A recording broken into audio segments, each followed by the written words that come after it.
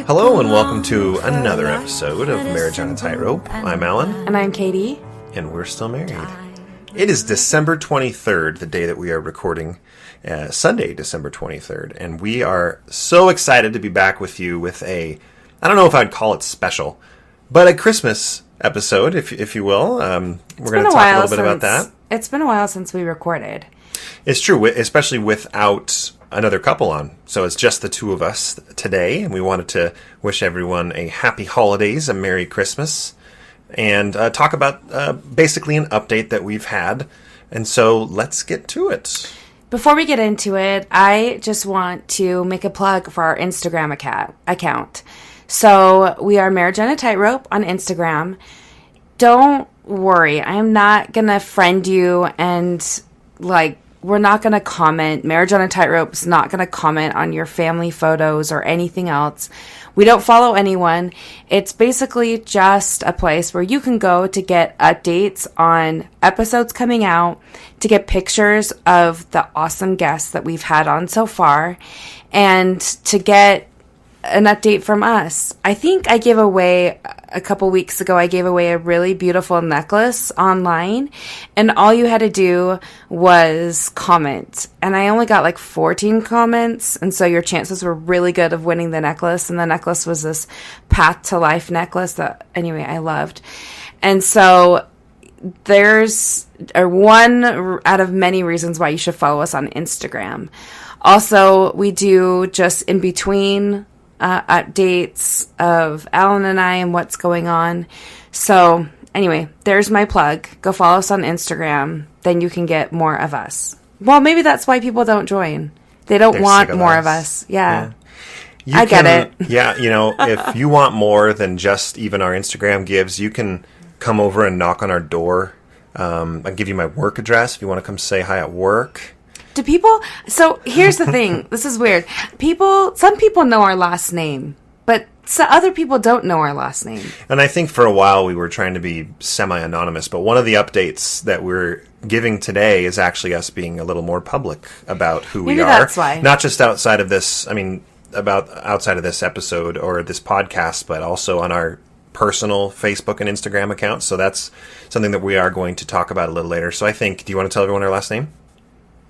Maybe we'll save that for later. Later on this episode? Yes. Like some great reveal or something? You just have to keep listening until you know our last name. Stay tuned for our last name. Oh, jeez. How self-righteous and self-obsessed do we sound? Yeah. Mount. Our last name is Mount. Just rip it off. M-O-U-N-T. That's right. Mount. Alan and Katie Mount. That's right. I'm on Facebook. If you want to follow my personal Facebook, you can, or add me as a friend. I'd love to chat with you there. A number of you have. And Katie, do you want to talk about your Instagram? I'm not on Facebook. I know. That's why I said Instagram. On Instagram, so Marriage on a Tightrope. Or, I guess you could follow my personal Facebook. It's Katie Mount. And I spell my name with 2 T's, so it looks like Caddy. Mm. Like Mean Girls. Yeah, 2 T's and I'm 2 L's with Alan, so we're both double letters. Yeah, but at least didn't people want to make it easy for But at least people can pronounce your name. People can't. They'll say Caddy, and it's just awesome. Absolutely. So Katie Mount. Now, Caddy, we're just 2 days away from, for Christians, the most religious of all holidays. And the most secular of all holidays. And it is a double whammy. It's the most secular and the most religious of all holidays for American Christians. Right. So we are, I think if we're going to have an episode kind of dedicated, or at least have a few bullet points dedicated to the holiday, it would be this one. It would make the most sense for a mixed faith marriage couple podcast. So I know that you received a question from a listener, and we wanted to kind of talk about Christmas from while we answered that question. Do you want to share what that was? Yeah, so I shared with someone about where Alan was at, and one really good question she asked is, do you celebrate Christmas in the same way as you did before? And I had to really think about that, because it seems like we do, but I'm going to ask Alan. Alan, how do we celebrate Christmas today or this season versus past seasons? That's a good question. I actually initially would say I don't think much has changed between this year and years past. I think that Christmas has kind of always been about doing good for others, focusing on others, focusing on, even if it's your children, your own children, focusing on their happiness and spending time together as a family. Katie today, last night before we went to bed, she said, "Hey, can we just not be on phones tomorrow and just spend time with the kids?" Not that that's a Christmas request, but It sure is. we're heading into a week where I don't have to work at all, so we're going to be together all week. And it was, hey, let's start this right, and let's be present and not checking Facebook or checking Reddit or whatever we're checking, or Instagram for Katie, if I can say that. Right. Yeah.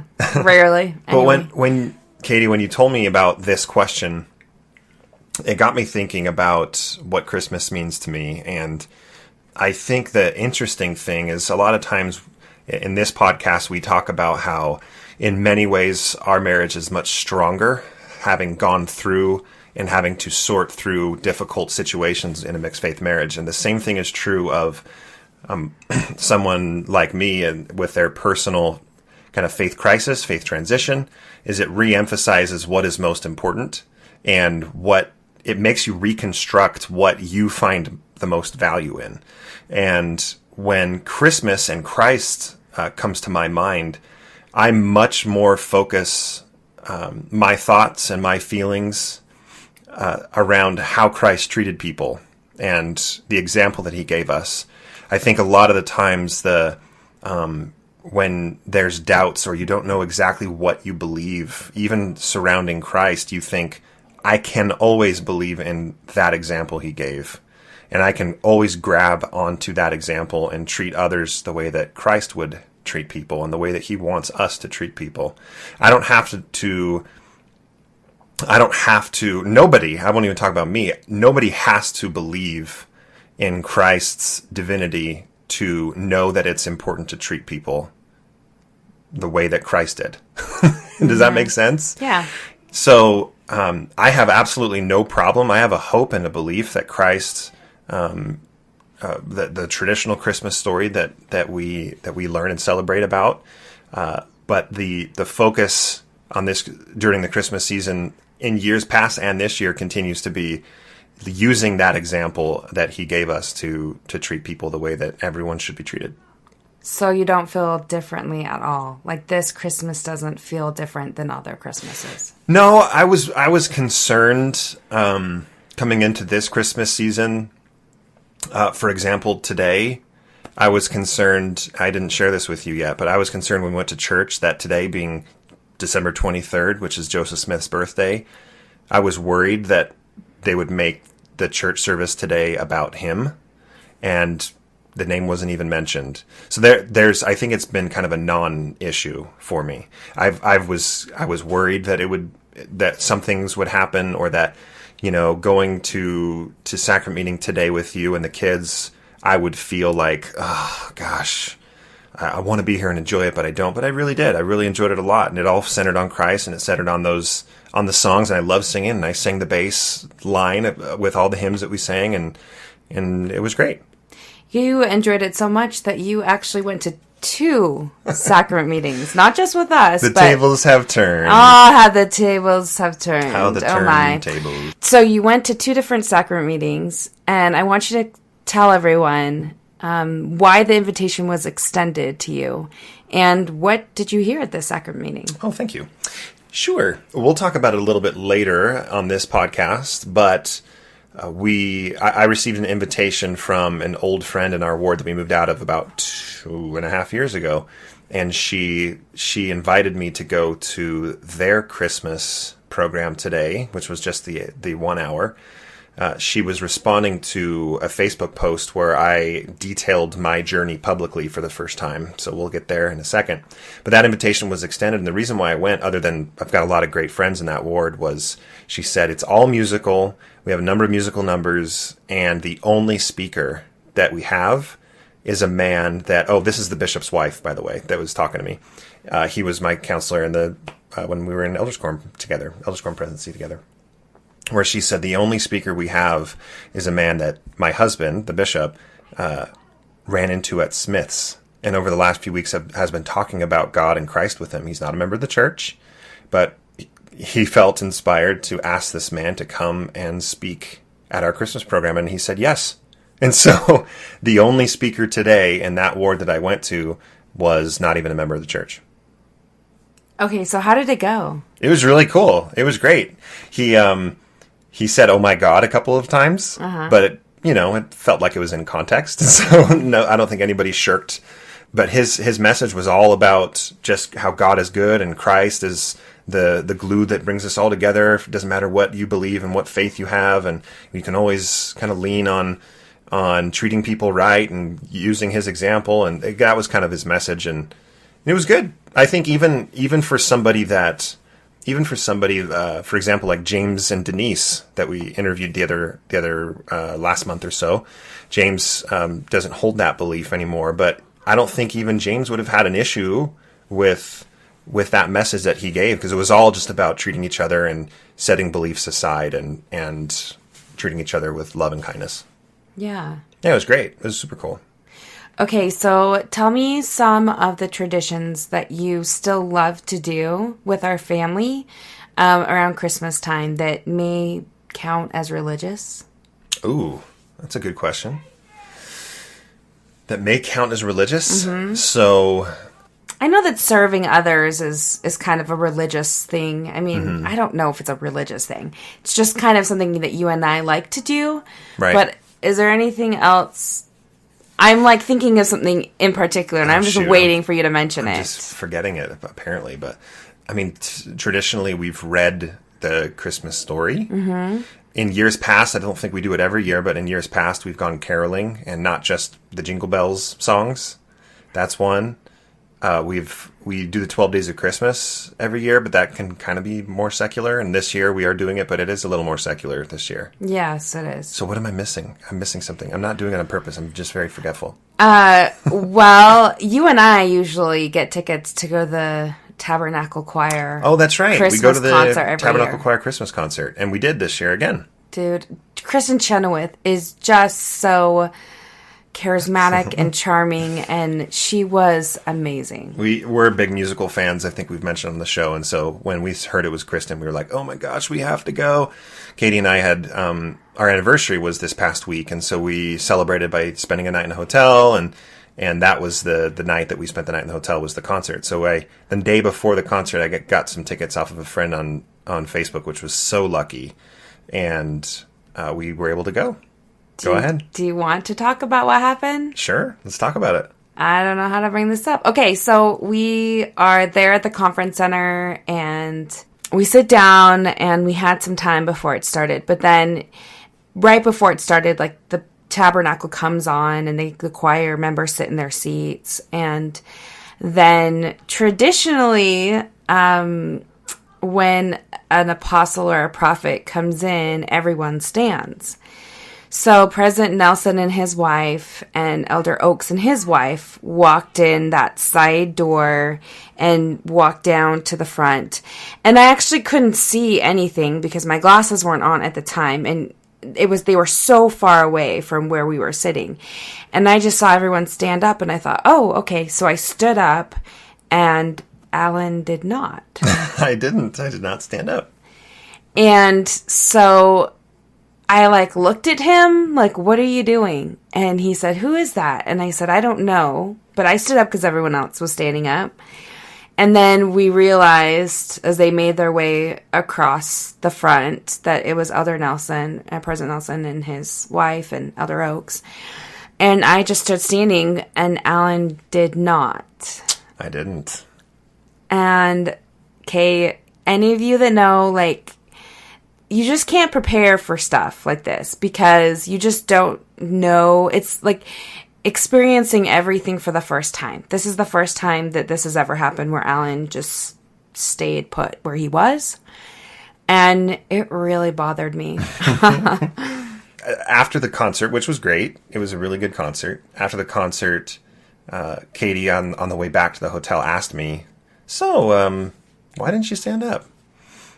And I responded with probably what you would expect someone that wouldn't stand up in my position to say.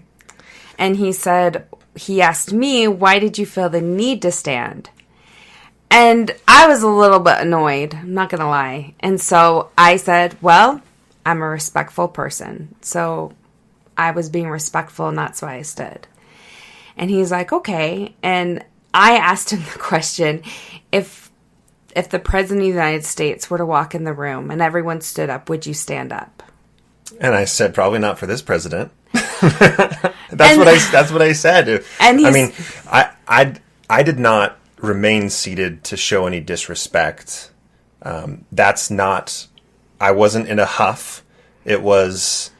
I no longer recognize them as what they represent, and so for me, it was. I wasn't going to stand, and I didn't, and. We went on, and the concert was beautiful, and it was fine. It wasn't an issue until afterwards when we talked about it, and we got through it. Right. Yeah. So I think that, like I said before, these are kind of things like this that come up constantly that are just like little things that you're like, whoa, wait, what are you doing? Why aren't you standing? And then you remember why. And I think it was hard for me to not see him, because it's just like, again, a reminder that we're on different pages. But I mean, it worked its way out, but that was new to me. Right. Well, we'd like to, maybe in a follow-up episode, if anybody here, if Christmas is particularly difficult. I know in some of the Facebook groups I'm in, there's a few people that have said that the last few Christmases have been difficult because of just the difference in feeling and not knowing how to feel about it. If there is anything that is difficult that you've experienced, particularly from a mixed faith marriage perspective, we'd welcome you to email it to us at marriageonatightrope@gmail.com so we can share it with the rest of the listeners. We won't include your names unless you want them included. We usually don't include them, so... No, we don't. Yeah. We won't include your names. We won't include your Even names. if you want us to. How's that? Take that. Okay, so as Alan mentioned, it was our anniversary on the 18th, and it's a week before Christmas, and it's such a difficult time to have an anniversary because there is so much happening. But for the last month or two, I have kind of been feeling like it's been time to tell people about our story and to tell people where we're at. So our families have known for about a year. My family's known for about a year about where Alan is. And really, I've only told a few close friends. And we're going to get into it in another episode, but Alan stopped going to church. Just a couple weeks ago. Just a couple weeks ago, right. But it was like, I don't know, it was time. It had been 2-3 years, and I mean, it was to the point where it was just better for both of us. And anyway, so our family has known for about a year. Alan's family has known for a little bit longer than that. And I have few close friends. We have a few neighbors that know, but not really the extent to what is going on. So when Alan stopped going, I decided to tell my ward council, because I'm in those meetings every other week. And I think that they don't talk about it because I'm there, which is fine. But I feel really settled where we're at and what we're doing. And so I mentioned to them a few weeks ago, hey, Alan's not coming anymore. He loves contact, though, so feel free to reach out and talk to him. Feel free to invite him to things, and feel free to ask him to serve, because he really loves serving. If a neighbor, someone needs something, like, please just ask him. He's very open. And they responded. I mean, it wasn't a shock to anyone in the room. They all knew. But it was more of a verbal confirmation for myself and to everyone else. Like, okay, here it is. This is what's going on. And now let's just move on.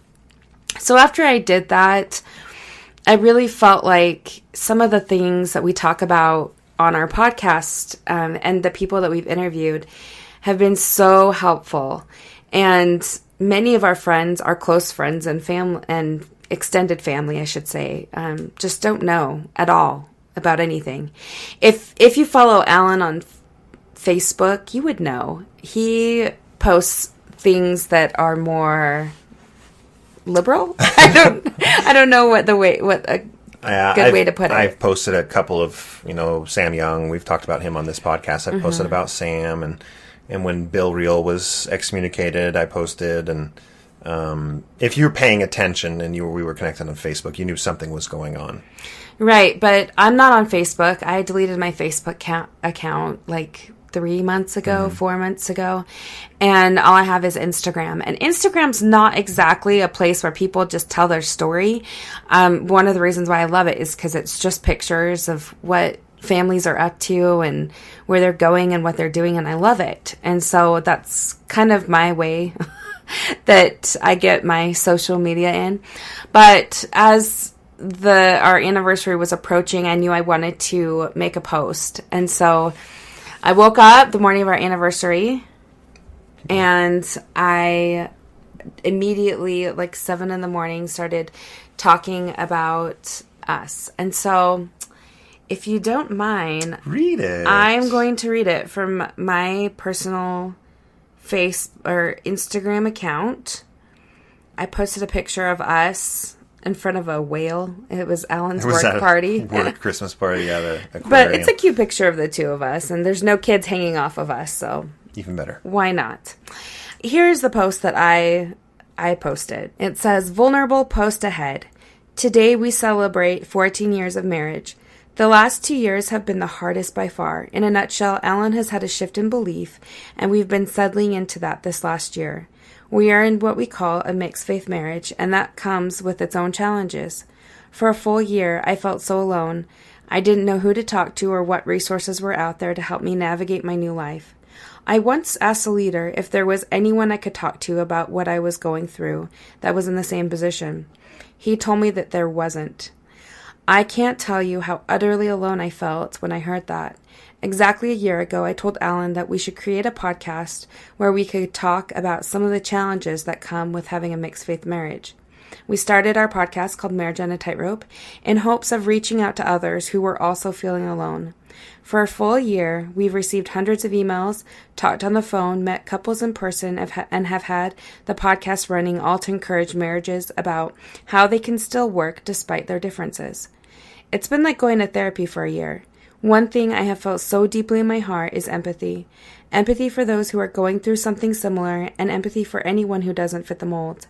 About a year and a half ago, someone commented to me that I must have such a wonderful life because I travel so much and I look so happy. Honestly, that was a wake-up call to me. I never wanted to project a life that was worry-free. I stopped posting and deleted my Facebook account. At that time, I was so down, and I realized I wasn't being authentic, yet I knew I couldn't say a single word to anyone. Alan and I sat down last night, lamenting on the last 14 years. We have grown so close through all of this. Alan continues to be our rock-solid everything. He still teaches the kids daily, reads scriptures, and testifies of God and Jesus Christ, and supports me in my calling as the primary president. He has been just as patient, loving, and kind in this process. He adds so much joy to our lives. I love you so much. Happy 14. Aww. I love you too. So I posted that on our anniversary in the morning time, and it was really freeing that I didn't feel like I was keeping a secret anymore. I think a year ago, actually, during our first podcast, I felt like that we were keeping something from someone, like we weren't being truly honest. And I told Alan just the week before I had gone to lunch with some friends and our sons, and they had been playing. And they asked me what calling Alan had, because we were kind of talking about church stuff.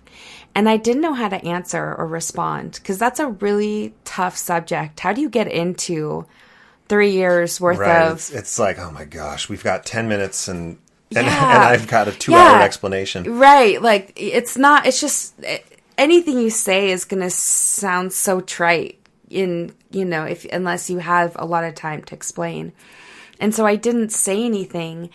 And then one of the women found my podcast just haphazardly, I guess you could say, and then sent me this email about how much she loved me and how she had, listened to it. And that felt so good to me. And I just knew that, whether people thought it would be helpful to them or not, I just wanted to put it out there. And I didn't want to feel ashamed, or I didn't want to feel awkward about having to answer questions about why my husband doesn't have a calling or go to church with us or sit at church with us. And since I kind of figured, our families have had time to process through this. We've had time to process through it. We told the ward. It was just time to do. And I was really grateful for the really respectful and loving comments I got, as well as people who private messaged me about it. And I don't know. I felt very loved. It was not what I was expecting. I thought for sure that there would be someone who would just say something awful or mean. Yeah.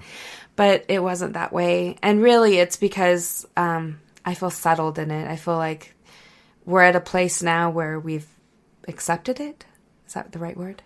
Yeah. We're comfortable with where we're at. So I posted that one day and I told Alan, will you just hold off on posting like your story until tomorrow, just so that we didn't have so many people like back and forth. I'm not on Facebook, so I read his post. He just showed it to me, but I couldn't see what other people were saying or anything. Right. So anyway, do you want to read what your post was about on Facebook? Sure. Mine's a smidge longer. Oh, geez. I'll try to read quickly, though. You can pump up the speed to 1.5 on your podcast stream. Right, because most of you know all this information. December 19th at 4:28 p.m. This is what I posted.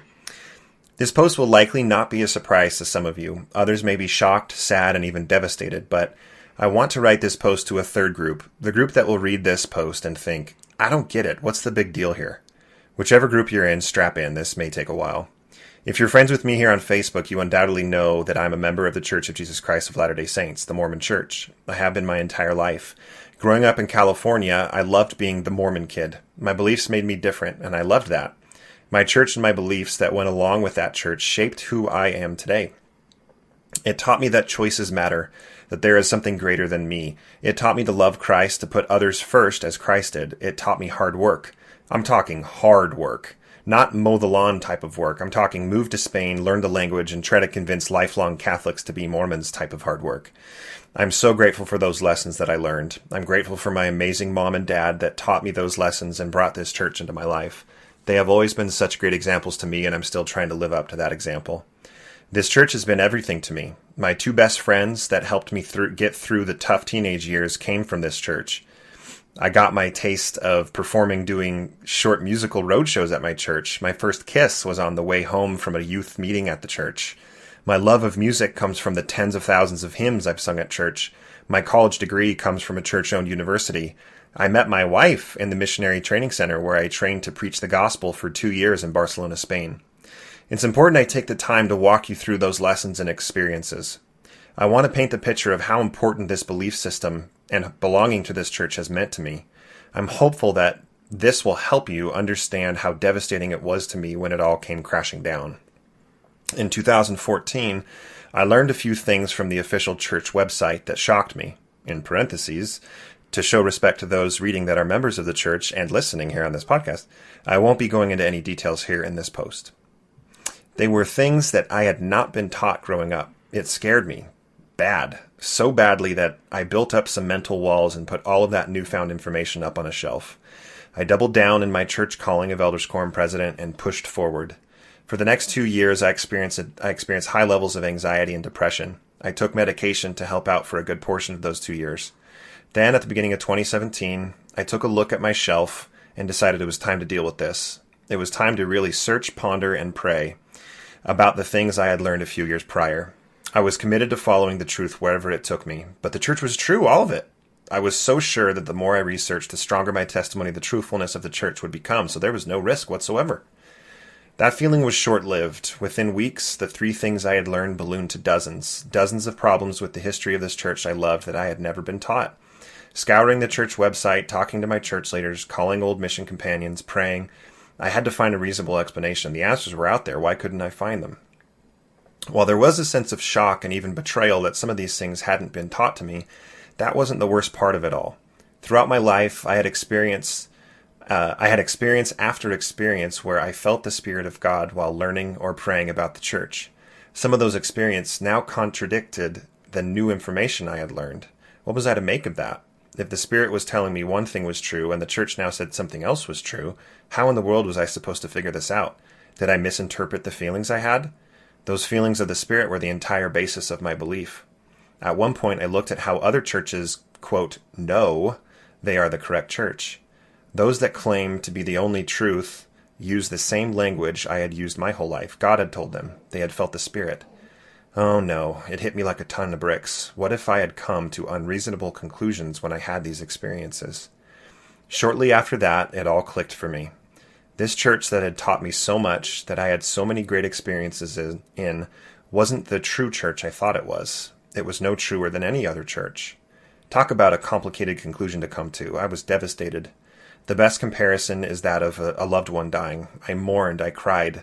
I'm so lucky that I had a brother and a sister experience the same thing at the same time. Cameron and Charlene were such a support system for me through the darkest times. The support groups online were absolutely helpful, but having 2 siblings to lean on was huge for me. In the middle of all the trauma, something happened that I didn't see coming. All of a sudden, I looked around the world with completely different eyes. I had just realized that my religious tribe didn't have all of the answers. I wonder what made other people tick. What do others value or believe?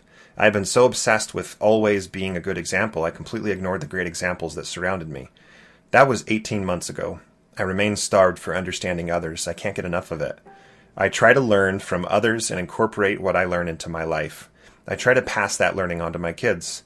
I've asked my Catholic neighbors what their thoughts are about the afterlife. I had a tough heart-to-heart with my gay neighbors about their experience living in Utah. I've listened to a podcast about Buddhism. I supported a coworker by attending his non-denominational Christian church and watching him sing and play guitar. Last week, a good neighbor of ours had us over for the 8th night of Hanukkah and explained what it meant to him. I feel fed in these moments. Remember the beginning of this novel where I outlined many of the lessons I've learned in the church? If you've ever run into a pair of Mormon missionaries, you've probably seen firsthand another lesson that I've learned. The desire to share my beliefs, to do so without shame, no matter the consequence. That desire has only grown. Through some tough trial and error, I've learned some good and bad ways I can share my new beliefs. This remains the most difficult part of this entire transition for me. I want to be part of my local church community. I spent 18 months trying to make that work. I publicly shared my thoughts and perspective on a number of occasions. Some were received better than others. On a few occasions, the response I received made it clear to me that my views were no longer welcome. 2 weeks ago, I stopped attending on Sunday. I still want to be there, not to be convinced to believe the way I used to be a part of the community that has taught me so much, to sing and pray with my neighbors, to sit with my family and hold the hymn book with my kids and point to the words so they don't get lost. I want to be a different voice, not to point out how wrong everyone is. We grow when we hear a perspective we haven't thought about. I know there are differing views sitting with me in the room, but so many are unable to speak up about it. I want to be the one with the courage to speak up. In January 2018, my wife Katie showed me that same courage to speak up. She suggested that we start a mixed faith marriage podcast. We have released 17, now 18, episodes, and until yesterday had never made it public. If you want to hear about our marriage experience over the past few years, listen to Marriage on a Tightrope. You can find it at marriageonatightrope.org or the podcast app of your choosing. The podcast focuses on the marriage and is safe to both believers and non-believers. Big shout out to my friend Bill Reel for giving us a platform to reach other couples in our situation. His podcast, Mormon Discussions, was instrumental in my faith transition, and I love being a part of his podcast family. Radio Free Mormon, your phone calls over the past 11 months have been a godsend to my friend. We have received emails from from hundreds of couples. We've had dinner with a few dozen. We've made some amazing friends through this experience. The biggest shout out I have to give is to my amazing wife, Katie. This post has been all about me, but Katie has been by my side every step of the way. This has been tough for her. She has probably shed more tears than I have. Thank you for loving me, babe. Since I sat down in January 2017 to figure this out, there hasn't been a single moment where I felt our marriage couldn't make it, and that's because of you. You amaze me with your love of everyone, your undying dedication to your family and to your God. You continue to be the best example in my life. I love you. She's wiping tears, just so everyone knows. To end this post, finally, I want to address those that are still believing members of the Mormon Church. I love you. I will never try to shake or break your faith. If the church provides you a path that speaks to you and that you value, it would be awful for me to try to strip that away from you. If you ever want to ask me questions about my journey, I'm an open book. No question is too personal. I love talking about this. I will be respectful. I will not try to convince you of anything. I will answer your questions honestly. If someone you know and love is in a similar situation, but you aren't sure how to talk to them about it, reach out to me. I'd love to chat. Let's wrap it up with one of my favorite Brene Brown quotes. You either walk inside your story and own it, or you stand outside your story and hustle for your worthiness. And as of right now, there's 241 likes or reactions, only 2 sad faces and 2 shocked faces. Most of them are likes and hearts. And I think the most interesting part for me was the same thing you experienced, Katie, was the very respectful response from people and the private messages that I got. I got private messages from people I haven't even thought about in 20 years. Growing up in California, I got messages from people that had no idea that are still very active in the church, and they just wanted to understand better. I did not, outside of 1 or 2 comments, but even those weren't very hard at all. No, because you know them and you know where they're coming from. Yeah, I do. Yeah. I mean, everybody was respectful. And some people did express sadness, which is completely normal and natural. And I tried to respond respectfully, saying, you don't have to be sad. I'm super happy and everything's great and sugar plums and fairies. I was pleasantly surprised that there were a few people that reached out to me because I'm not on Facebook anymore and they didn't see my Instagram post. And so they read Alan's post and they were like, Katie, what is going on? How are you okay? Tell me, how are you dealing with all of this? And so that was actually really beautiful that they did that. And so both of our posts were just in the last week. Mm-hmm. And the second Christmas sacrament meeting that I attended today was in our last ward that I mentioned here in this post, where I was Elders Quorum president right before then we moved. And afterwards they had a little get together, eating treats that people brought in the cultural hall, which was great. And at one point I found myself with one of my ex-counselors, so one of my counselors who was talking to me, a member of the stake presidency, the current bishop, and the bishop before him were all in a circle talking to me about my Facebook post and where I'm at. And it didn't throw me for a loop, but it was just such a contrast. The last time I had been talking with all of them at once, I was in the ward and felt very differently than I did now, but they were so respectful and no one was challenging me or even implying that I'm on the wrong path.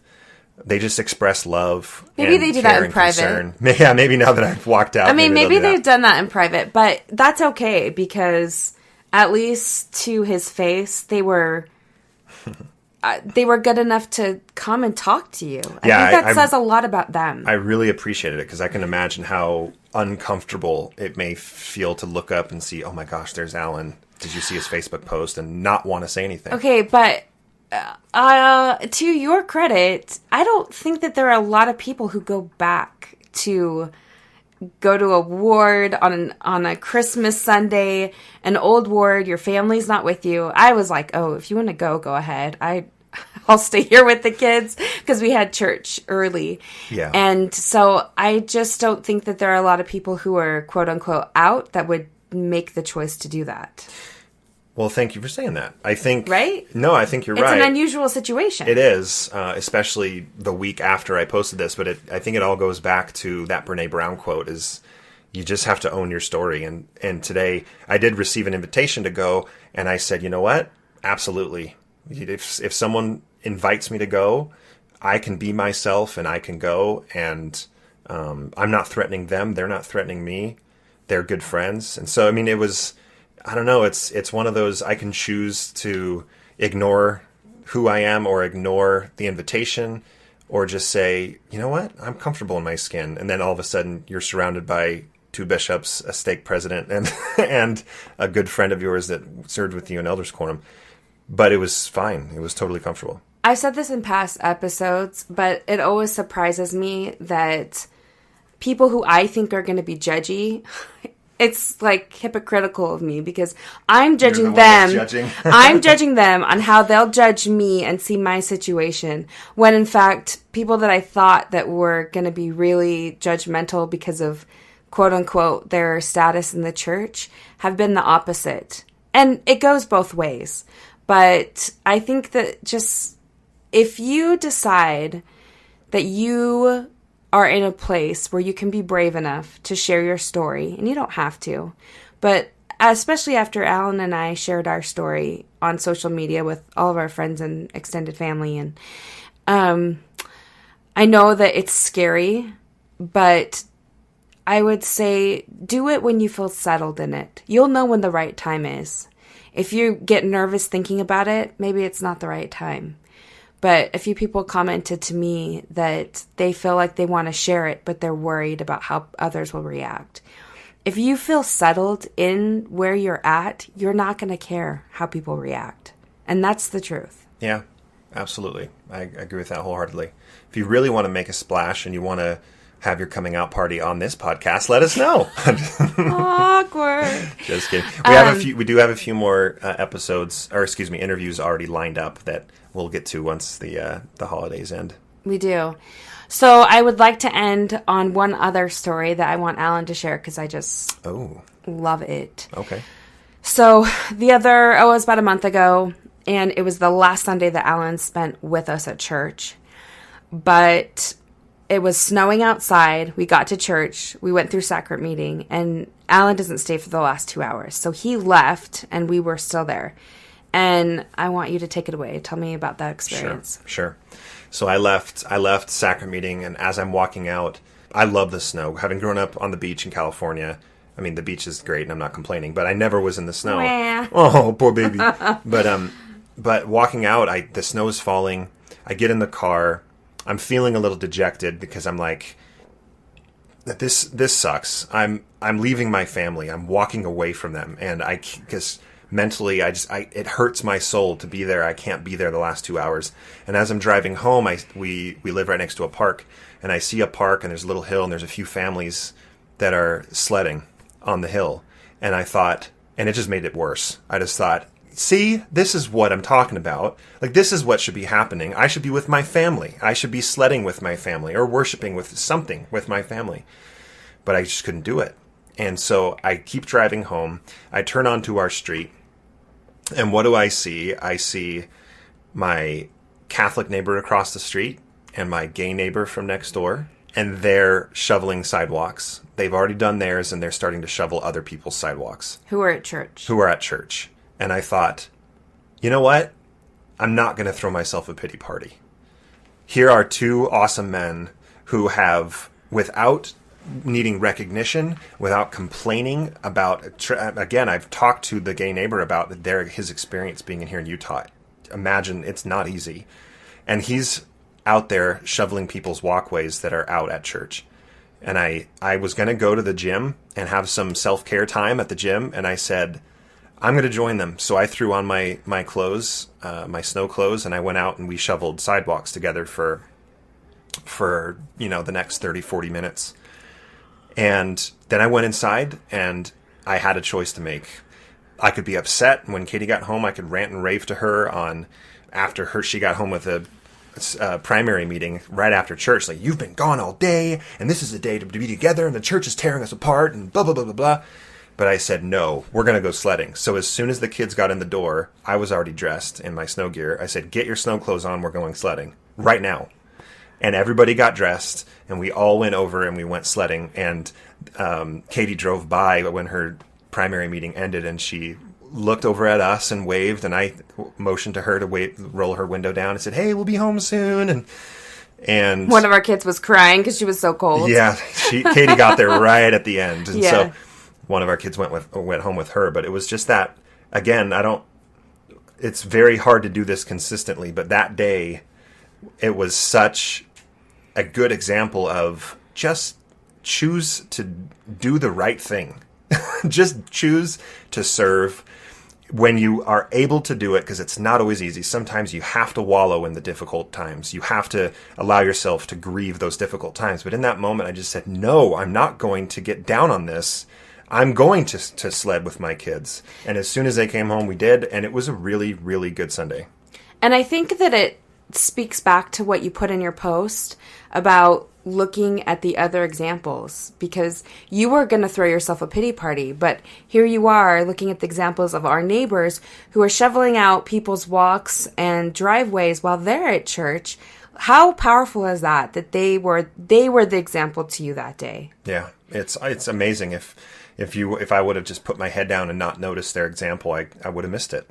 I would have continued on my way of being just ticked off at life. And so that day I was very grateful for their example. I think that there's goodness everywhere, and especially around Christmas time, that's what we get to celebrate, is the goodness of other people, of Christ, what he did for us and what we can do for others. And that's what we're trying to focus on. And so I hope that all of you are having a very Merry Christmas, that you enjoy your family time, and that whatever you find is of value to you, that you're doing that thing and you're living your best life.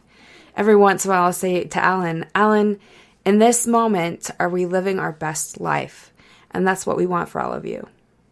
Thank you so much for listening. This is Marriage on a Tightrope. Follow us at marriageonatightrope.org. You can email us at marriageonatightrope@gmail.com. And again, we are on Instagram at Marriage on a Tightrope, and our last name is Mount. Look us up. Feel free to follow us. Happy holidays, Merry Christmas, and have a Happy New Year.